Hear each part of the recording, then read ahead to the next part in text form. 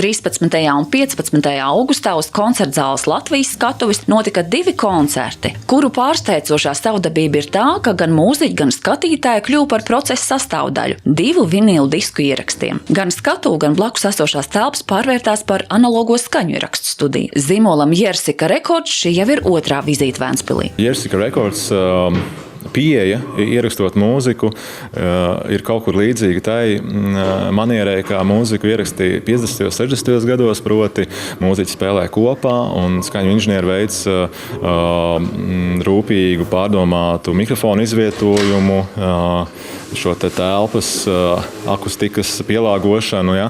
Un tas viss notiek lenču magnetofonos. Un tātad arī mēs tā šādu pieeju piekopjam, un to jūs arī redzēsiet. Pirmajā vakarā uz skatuves skanēja džess, spilgtā muzikālā trio. Pianista un komponista Kristapa Vanadziņa, bundzinieka instrumentāliste Rudolfa Dankfelda un kontrabasista Jāņa Rubika izpildījumā.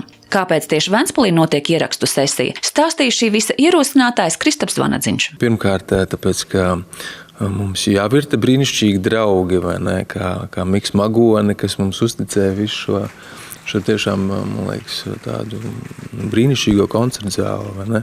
Un es varu teikt godīgi, šī ir kopā ar Goru, ir manas mīļākās tagad jau koncertu zāles, vai ne, ko esmu iemīļojis.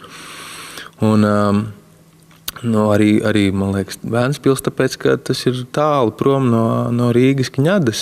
Ventspilī atrodas mobilā skaņu ierakstu studija. To izveidoja visvienkāršākajā Ventspils mūzikas vidusskolas klasē. Ieraksts notika uz leģendārā lenču magnetofona Studer A80. Uz tāda reiz tika atskaņot 70. un 80. gadu mūzika. Tas bija pagājušajā gadsimtā. Protams, lenta mūsdienīga un jau ar citu kvalitāti. Par to, kā notiek šāds mūzikas ieraksts, vislabāk spējas izstāstīt skaņas režisors, kas visā diktē toni.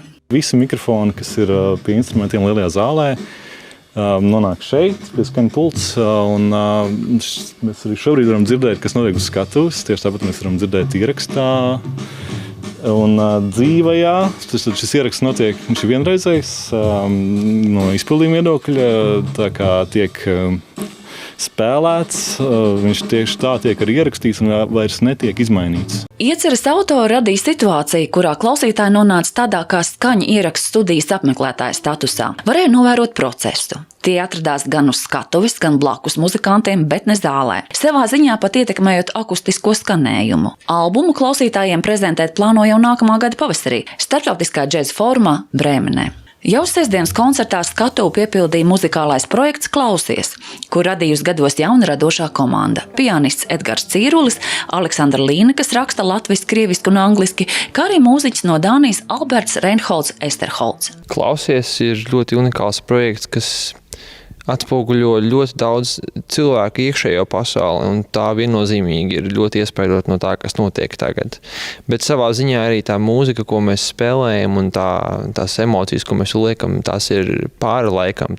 Mēs runājam par lietām, kas ir universālas, un tas nav svarīgi, vai tas ir šodien, vai tas bijis vakar, vai tas būs pēc 100 gadiem. Tās ir lietas, ko visi cilvēki sastopās. Tā ir mīlestība, tas ir bēdas, tas ir skumjas, tas tā ir vilšanās, tā ir iedvesma, tas ir viss cilvēciskas lietas. Все мы находимся на постоянном пути познания себя, и мы сотрудничаем со множеством... Mēs visi ejam sevies iepazīšanas ceļu, un dzīvē mēs sadarbojamies ar daudz dažādiem cilvēkiem, ar ģimeni, draugiem, kolēģiem.